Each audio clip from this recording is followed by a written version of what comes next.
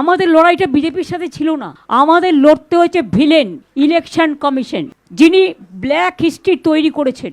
ওরা এমনি জিতলে আমার কোনো অভিযোগ থাকতো না, জিততেই পারে, নির্বাচনে হার জিত আছে, কিন্তু সেটা তো নয়।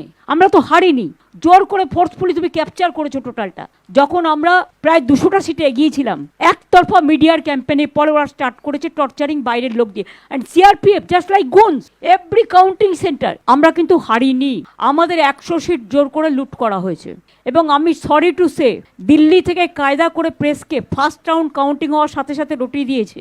আমি আগেই আপনাদের বলেছিলাম, আমার ভিডিও আপনারা দেখে নিন তার 2 দিন আগে, যে ওরা কিন্তু প্রথমে বিজেপি এরিয়া দিয়ে শুরু করবে এবং ইলেকশনে কাউন্টিং হয় 14 থেকে 18 রাউন্ড। প্রথম 2-3টে রাউন্ড ওরা কিন্তু কাউন্টিং করবে প্ল্যান করে বিজেপি ওখান থেকে, যাতে ছেলেপেলেদের মরাল ভেঙে যায় আর বিজেপি গুন্ডামি করতে সাহস পায়।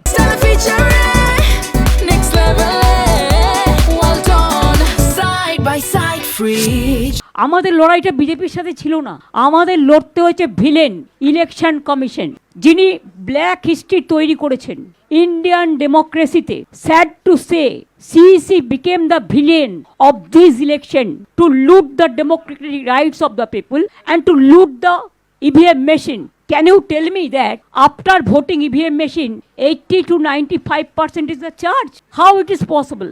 Before 2 days of election, they started arresting our people like anything.